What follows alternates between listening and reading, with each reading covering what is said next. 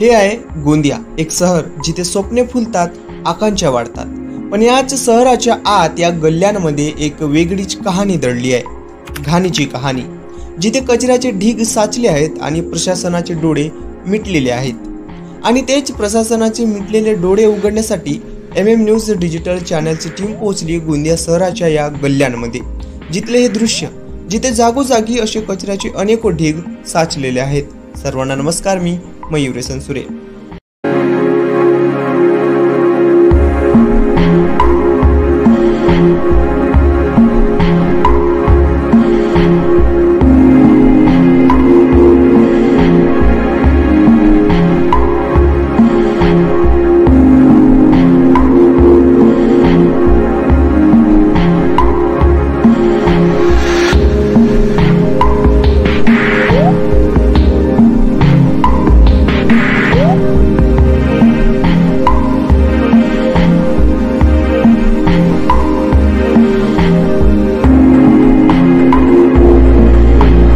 गोंदिया शहर महाराष्ट्रातील 36 जिल्ह्यांपैकी एक जिल्हा आहे.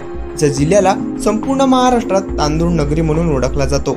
आणि त्याच तांदूळ नगरी मधले हे दृश्य बघा. या किडसावण्या दृश्यांकडे, ही कोणती समृद्धी, हा कोणता विकास, जिथे माणसांना श्वास घेणे हे कठीण झाले आहे.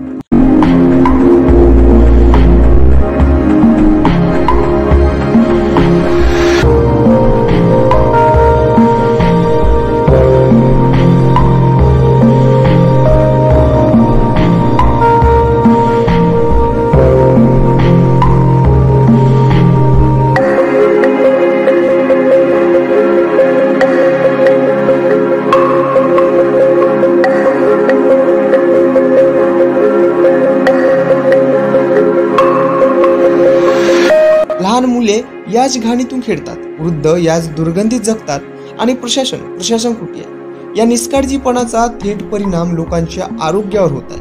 गंभीर आरोग्य समस्या वाढत आहेत आणि वेळीच लक्ष न दिल्यास परिस्थिती आणखी बिकट होऊ शकते. गोंदिया शहरात गल्लोगल्ली साचलेल्या या घाणीमुळे नागरिकांना गंभीर आजार होऊ शकतात, जसे की मलेरिया, डेंग्यू, चिकनगुनिया, हत्तीरोग, टायफॉइड आणि इत्यादी.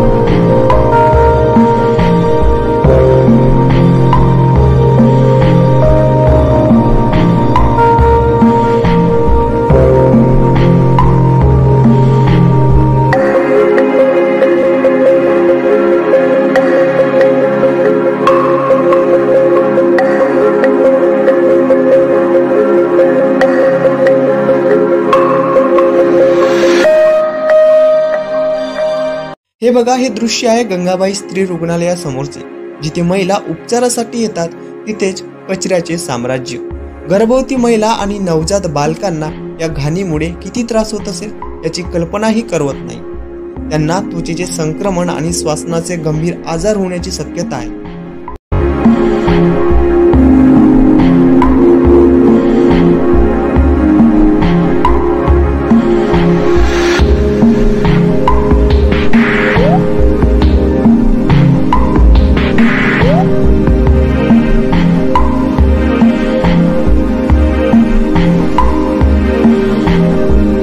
गोंदियाच्या प्रशासनाला आमचा प्रश्न आहे, या घाणीमुळे होणाऱ्या विविध रोगांसाठी जबाबदार कोण? नागरिकांच्या आरोग्याशी खेळण्याचा तुम्हाला अधिकार कोणी दिला? विकास फक्त इमारती आणि रस्त्यांमध्ये आहे की लोकांच्या स्वच्छ जीवनातही त्याची झलक दिसायला हवी?